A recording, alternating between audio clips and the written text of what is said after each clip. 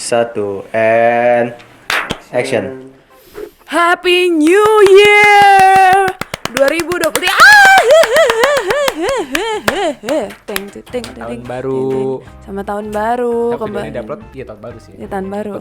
Sekarang mau belum sama tahun. Belum, masih 2022. But like Happy New Year. Yes. Kembali lagi bersama kami di program Baptis, bahas film tipis-tipis. Sekarang kita have some decorations. Ada buku di sini. Jadi kita bukan bahas film, kita bahas buku. Kitab anak film di sini, Himawan Pratista memahami film. Terus ada di sini studi media dan kajian budaya. Terus di sini special book. Ini langsung dikasih sama penulisnya dan ada tanda tangannya. Beda. Ini makna keindonesiaan dalam film-film adaptasi by Dr. Teddy Hendiawan SDS MSN. Ya, dan diterbitkan oleh lupa Kita sekalian promosi buku ini. Guys. Dipublish sponsor. Nah, hari ini kita mau ngebahas film apa nih untuk episode pertama di tahun 2023. Kita bakal bahas film Knives Out 2 atau Knives Out apa sih judulnya? Glass Onion.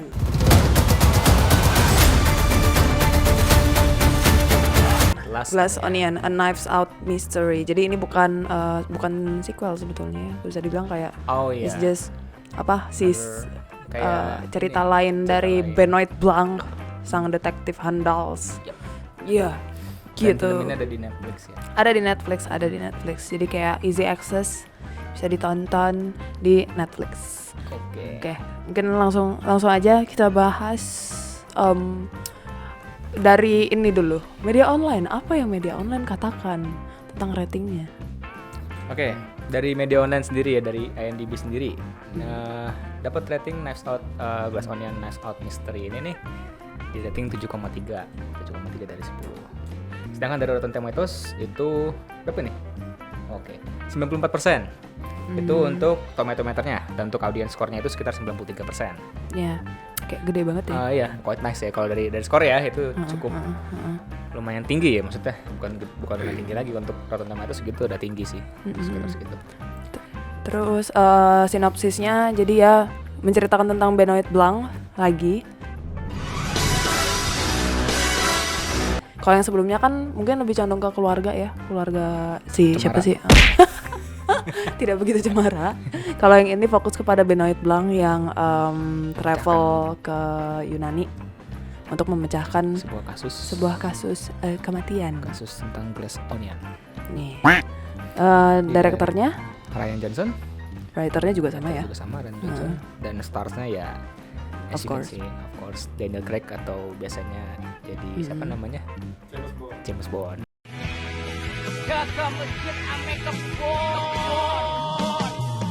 James Bond. Oke. Awards. Ini awardsnya banyak sekali. 18 wins. Ini kemenangannya ada 18 trofi. Dan juga nominasi ada 65 kategori nominasi. Gitu. Mungkin kita langsung aja nih ke data filmnya udah. Ya kan? Red filmnya juga udah. Impressionnya gimana tuh? Langsung ya, oke. Jadi peregangan dulu bentar. Kalau menurut pribadi gue ya, entah kenapa ya, sebuah film nih ya, ini mungkin semua film ya, sebuah film kalau yang udah film pertamanya itu tuh udah outstanding, entah kenapa sequelnya atau mungkin cerita another filmnya itu selalu kurang gitu. Iya, kurang dari sebelumnya gitu. Enggak yang kayak lebih tinggi lagi gitu. Enggak kayak makin hype, bener. Jadi ya gue ngelihatnya ini ya kayak bukan filmnya. Ya oke, ada masih ada unsur-unsur Daniel Craig-nya, apa James Bond-ish atau detektif-ish-nya itu masih ada. Cuman kayak gue ngelihatnya ini kayak another film detektif yang biasa gitu tuh. Enggak kayak yang film kayak Knives Out yang sebelumnya. Knives Out sebelumnya kan itu konflik dan segala macamnya kan dapat gitu tuh. Jadi dia film detektif tapi ada nuansa James Bond juga dapat gitu. Kayak apa namanya, trik-triknya segala macam, terus cara memecahkan kasus segala macamnya gitu sih. Nah, untuk first impression gue pas lagi nonton pertama kali scene pertama, gue lumayan sih, maksudnya dibikin impress ya sama. Gue impressnya bukan dari ini nih, impressnya kayak kotak itu loh, kotak besar gitu. Iya, itu. Satisfying sih seriusan. Jadi cara buka-bukanya, angle-angle pengambilan kameranya, buka-bukanya tuh satisfying banget. Cuman abis itu ya udah, gue di awal-awal cuman satisfying di situ doang. Iya. Jadi masih belum terlalu ngerti apa ini maksudnya apa sih ceritanya, terus ngundang-undang ini siapa gitu. Iya. Baru ngertinya mungkin di akhir-akhir baru mulai ngerti. Karena dari awal ya udah dengan adanya kotak itu tersurat di dalamnya. Itu kan udah apa ya, misterinya udah kelihatan banget tuh, udah dramatis banget di situ. Terus kesononya kayak jadinya kayak oke, Iya. gitu dong. Jadi nggak Tapi yang untuk si bagian kotaknya kan harus solving segala macam teka-teki di situ kan. Terus kayak yang terakhir yang ngebuka kotak terakhir pakai palu. Iya, yang Kayak tadi kalau si Andy ini BTW belum diingetin lagi nih, lupa nih. Ini spoiler alert pasti ya. Jadi buat teman-teman yang belum nonton filmnya, enggak silakan tonton dulu di Netflix. Ya. Ada kok filmnya. Baru rilis juga ya minggu kemarin. Ini baru muncul di Baru Netflix. muncul di Ini juga tiba-tiba kayak gue kemarin ngebuka Netflix terus yang kayak ayo Knives Out yang kedua, gue bilang gitu. Kayak berubah. nonton. Sebetulnya harusnya hari ini tappingnya bukan film ini, ada. Tapi kayak gue kayak Knives Out udah ada, kayak gitu-gitu. Pasti gue nanti pengen nonton Avatar, nanti pengen buat Avatar, pengen lihat Gitu. James Cameron. Ya, Oke, kalau- lanjut kita ke Kalau gue sih first impressionnya apa ya? Kayak ya itu karena di awal tuh udah teka-tekinya, misterinya tuh udah kelihatan banget, dramatic tensionnya udah tinggi. Jadi kesononya kayak oke, kayak ada plot twist pasti lah gitu kan. Knives Out itu kan selalu yang kayak Benoit Blanc itu selalu yang kayak menyimpulkan langsung cepet gitu loh, kayak ini begini begitu segala macam itu udah kebaca lah gitu kan. Bukan yang kayak dengan apa ya, lama banget gitu. Jadi kayak kesononya kayak cuma yang kayak oke gitu aja, kayak oke impresif tapi kayak oke gitu loh. Dan juga gue sukanya bagian box itu karena yang terakhir ngebuka tuh kayak cara instan banget, ngapain gue harus susah, palu aja Iya, udah cuy. gitu kan, kayak gitu. Kayak gitu sih, kayak sebenarnya kayak ya udahlah ya filmnya jujur ya impressionnya ya. kayak bagus cuma untuk kita yang terbiasa what kayak gitu kayak yang kayak yang kayak teka-tekinya oke lah gitu, cuma kayak agak kurang gembar-gembar. Kebanyakan kalau kata gue teka-tekinya itu kebanyakan. Jadi buat ngasih tense-nya pun kayak dari tense itu dari teka-tekinya itu, bukan dari penyebab dari kenapa ada konflik itu tuh, misalkan apa kan itu kan diceritakan kan kalau si Andy sama satu lagi tuh siapa namanya yang cowok tuh, Yang mana? Oh si ini siapa? namanya Miles Yang ya Miles Andy Brown. sama Miles ini yang pemeran di film ini, pemerannya gue nggak hafal namanya. Itu ada konflik tentang kayak apa sih, perusahaan ya, perusahaan apa yang batu itu, bukan ya, bukan batu itu ya. Sebenarnya ya ngaruhnya ke perusahaan juga sih, si bahan bakar itu. Terus kayak ngaruhnya nggak setuju segala macam, habis itu ngaruhnya ke perusahaan juga jadinya. Nah terus HKI ya, lah HKI. diceritain kan kalau Andy itu kan sidang konflik itu kan. Terus teman-temannya yang tadinya setim ya sama Andy sama si Miles ini teman-temannya, atau apa sih julukannya, apa Disruption. nama grupnya tuh, tapi mereka pada ngebelanya Miles gara-gara ya faktor uang, karena Miles lebih punya banyak harta daripada si Andy gitu. Dari awal konfliknya sih itu, jadi maksudnya tuh ya mereka tuh teman-temannya si Andy atau teman-teman Miles ini nih, kenapa mereka nggak bisa mengungkapkan kebenarannya yang terungkap itu, kalau bahwa Miles itu emang ternyata dia tuh punya sesuatu, maksudnya ya kayak apa ya istilahnya ya, istilahnya mah bahasa kasarnya mah kayak pengusaha yang agak korup dikit gitu, kayak gitulah ya. Tapi karena dia punya duitnya banyak, jadi mereka nggak bisa mengungkapin kebenaran. Ya film ini tuh beneran kayak apa ya, menguak kapitalisme banget. Iya, Kayak cuan banget beneran, sampai ini sih detailsnya tuh kalau gue lihat kayak habit orang kaya atau enggak kayak ya kebiasaan hidup orang kaya gitu dan doang. stereotip segala macam itu ada di situ gitu. Sampai kayak ada asisten kayak gitu kan, sampai kayak nggak, let's say dumb, punya down pribadi lah, punya ya pokoknya kayak overall sih ngebahasnya tentang duit, pengaruh duit terus ya sebetulnya ya. Seputar dia balik ke duit sih ini. Nih ya emang Nggak ada kayak masalah ya, kalau dendam pribadinya mungkin dari si Andy-nya ya. Bukan Andy ini BTW, yang kemarin itu ada lagi adiknya tuh namanya siapa? Aslinya tuh Helen. Jadi kan tuh diceritakan ya di film ini nih. Ya tadi kan udah gue sebutin ya, Andy sama Miles ini nih punya ada konflik, tapi konflik ini nih, perdebatan ini atau sidang ini dimenangkan oleh si Miles. Karena si Andy-nya nggak terima ya, gara-gara apa teman-teman yang nggak mengungkapkan kebenaran, dia kayak bikin blackmail mungkin ya istilahnya mah ya, kayak surat yang itu tuh. Kayak istilahnya mungkin kayak blackmail ya. Gue masih jujur gue masih abu-abu nih. Gue udah nonton film itu juga masih kurang paham maksudnya apa nih. Gimana? Kalau menurut gue yang surat itu tuh, surat merah itu maksudnya apa sih? Itu tuh dalamnya ini apa? Iya, Si blackmail apa kan. sih namanya?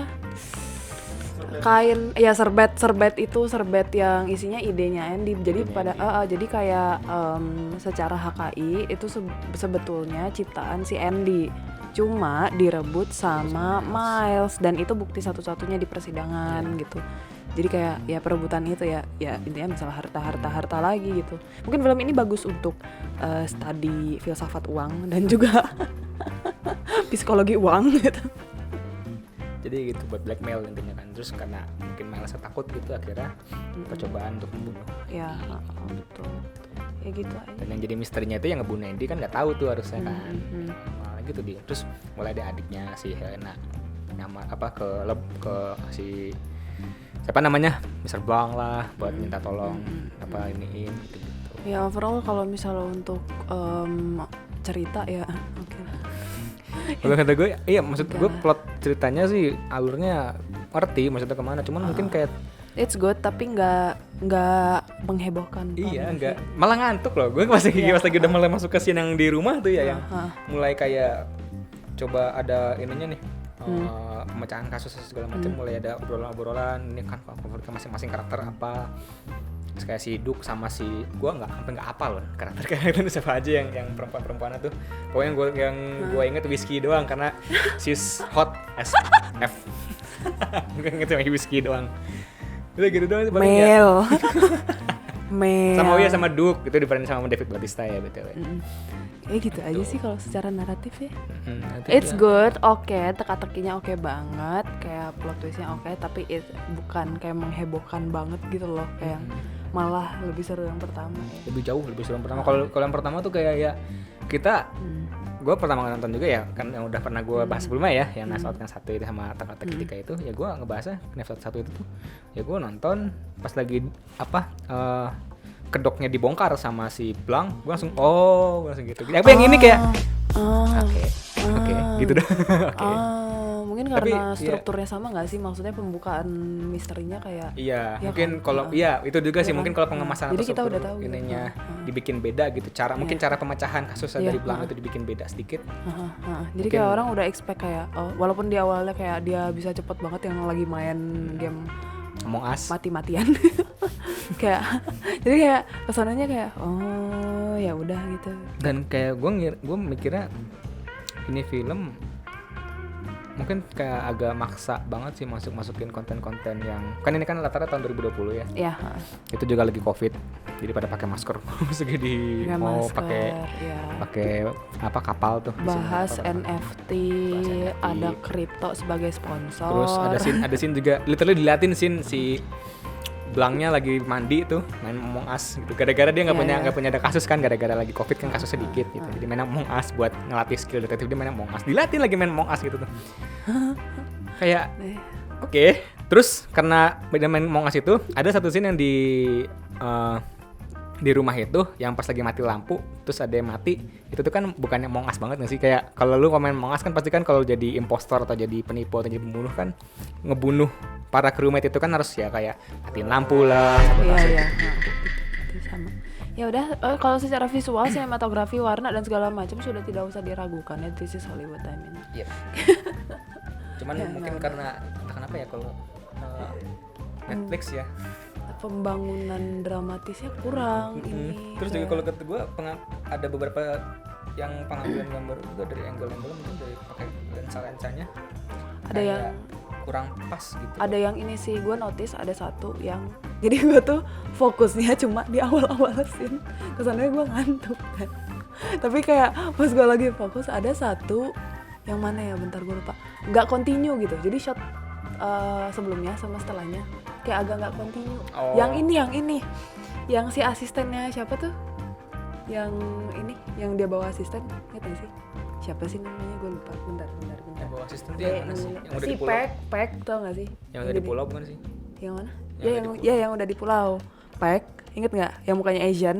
Okay. Ya. Yeah, nah itu tuh Jadi ada 2 shot. Yang satu itu dia nolehnya tuh lama banget gitu kan. Habis itu langsung shot kedua, langsung kayak pakai topi. Nah itu agak nggak continue, kurang beberapa detik doang gitu loh. Itu yang gue notice sih satu itu gitu. Soalnya kesananya cuma yang kayak oh iya cerita doang, nggak ada sinematografinya gue perhatiin. Gitu. Kayak ya kekurangannya paling itu sedikit gitu. Ya ngantuk ya. Emang film ini nih jujur, kalau misalkan lu nontonnya mungkin dia harus sama temen atau enggak ya makan nasi dia cemilan ya biar nggak ngantuk gitu. Kalau minum pasti ngantuk. Seriusan? Jangan makan nasi, tapi apalagi bibimbap. Soalnya pas lagi nonton gue makan bibimbap, ngantuk gue. Ngantuk. Kenyang Gue banget juga itu. makan kenyang. bento aja gue makan Iya, sebelum nonton. makanya. Gitu, paling begitu untuk publishing dan segala macam ya namanya turunan Knives Out ya nggak gitu kan Netflix, but like kurang booming juga publishingnya. Nah, kenapa kalau Iya karena gue pun nggak, awalnya kita bukan mau film ini kan, film Indo gitu, cuma kayak gue bukan Netflix waktu itu kemarin, pokoknya tuh sih kayak oke, kayaknya kita nggak itu dulu deh, kita Knives Out dulu aja gitu, mumpung kemarin episode 2 kan bahasnya Knives Out juga gitu, siapa tahu ada yang nonton gitu. Iya. Tapi ternyata pas kita nonton kayaknya mendingan film Indonesia deh. Gitu. Oke, Daniel Craig. ya terus kita Dad, I love you, Dad. cast-nya mungkin ya. Kalau dari cast-nya, aktor-aktor atau pemain-pemainnya, ya of course ya Daniel Craig mah selalu jago lah dia actingnya. Kalau dia main peran sebagai Mr. Blanc itu kan konyol, tapi juga dia pinter tapi unpredictable gitu. Maksudnya apa sih dia tiba-tiba ngoceh-ngoceh gitu-gitu, terus baru jelasinnya nanti di akhiran gitu. Gue selalu jatuh cinta sama Jessica Henwick yang jadi Peck. Soalnya dia tuh ini pemeran di series Iron Fist juga, Iron Fist Marvel. Nonton deh. Itu cakep banget dia di situ, gila. Udah paling gitu, kesimpulannya apa? Nggak ada sih. Sebentar banget ya nih BTW. Aku sih kita bahasa lemes gitu. Soalnya gue, maksud gue kayak gue nggak. Oke, kayak yang bisa gue simpulkan mungkin film ini bagus untuk yang sedang study filsafat uang dan psikologi uang.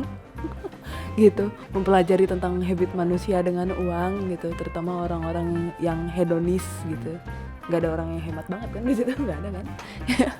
Sama orang-orang yang hedonis. Udah paling gitu doang kesimpulan dari gue. Lo apa? Banyak. Sebenarnya itu gue pengen bahas sebelum lagi sih, cuman ya, udahlah. Konflik-konfliknya kurang, dibikin plot twist segala macamnya juga kurang. Masa, I mean, come on. Ini maksudnya mungkin ya aimnya dari Miles ini atau penjahat utamanya si Miles kan. Itu kan dia kaya raya tuh. Si kayak seolah-olah he's got everything gitu. He's got everything on his hands. Jadi dia bisa bahkan sampai keadilan pun bisa dia pegang gitu, sampai dia temen-temennya. Cuman dibikin hancurnya prinsip dia itu gara-gara cuman hartanya dihancurin sama si ini. Iya. Kayak oke. Kayaknya Maksudnya lu nggak punya tabungan, lu nggak punya saham, nggak punya aset emang gitu, nggak punya aset emang. Itu pulau itu cuma aset lu semuanya gitu situ doang gitu. Terus kan bisa dituntut balik. Iya, karena apa ya, vandalisme lah segala macam kan bisa sih intinya. Kayak dia udah Bisa ngajuin banding kan. Kan mereka tuh gitu, wah, itu kesel gitu. Iya, makanya kayak Maksudnya tuh oke, dia kaya raya, harusnya mungkin seolah-olah kayak mau dibikin kayak mungkin kalau penjahat-penjahat Marvel mungkin kayak Kingpin mungkin atau siapa gitu yang kaya raya tapi dia pinter juga gitu, ditakutin gara-gara dia punya harta gitu. Cuman di sini dibikinnya kayak gitu konfliknya apa sih? Kalau apa yo? Gitulah. Nah, bagi untuk kesimpulannya, film ini buat ditonton, buat ditonton, tapi jangan ditonton kayak kita tadi. Ada baru nih langsung nonton gitu, jangan expect something, jangan expect something gitulah. Jangan terlalu buat hiburan aja. Jangan terlalu tinggi ya, buat hiburan nemenin apa kayak makan gitu. Nemenin kucing. Atau cuma buat ngeramein biasanya kan kalau kita kan kalau di rumah atau apa kan nyalin TV ngeramein, udah setel aja tuh Knives Out, enggak apa-apa, bagus. Enggak apa-apa. Kita mah niat gitu. Di kantor Smart TV, beli cemilan, beli makan, matiin lampu, udah kayak si kritikus film gitu, ya kan? Jangan, emang paling enak jadi warlock, jadi masyarakat awam. Ya, langsung ya kita ke rating. Jadi gue dulu deh. Ya. Knives Out gue kemarin rating berapa sih? 8 ya? 8,5 ya. 8. Kita ini 6. 6 per 10. 6. Shit. 6. 6,3. Lebih tinggi aja. Oke. Udah, paling gitu dong. Ya, don't forget to comment, like, and subscribe. Komen video lagi, film-film apa atau yang mau atau kita bahas. series yang mau dibahas for the next week atau ya tahun depannya lagi. Iya. Gitu. Ya gitu aja Mang. Ya udah paling gitu doang. This is not so impressive, tapi kayak oke lah. Ya. Jangan lupa untuk komen, like, dan juga subscribe. Kita jumpa lagi di tahun depan. Sekali lagi tahun ya. depan kan? Tahun depan 2024. Oh iya.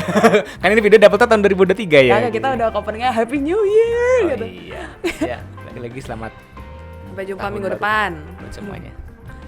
Kira-kira nanti apa namanya tuh? Biasanya kalau tahun-tahun tuh rencana-rencana apa sih namanya? Oh, resolution. Kalau saya nanti 4K sih. Oke, udah gitu aja. Kalau saya engagement naik 300% ya, karena mempertaruhkan my job. Ya, ada itu nanti aja. Oke, kita aja. Terima kasih teman-teman. Iya. See you in the next Closingannya video. nggak usah heboh lah ya. Kayak. Iya. Bye. Flat banget kayak.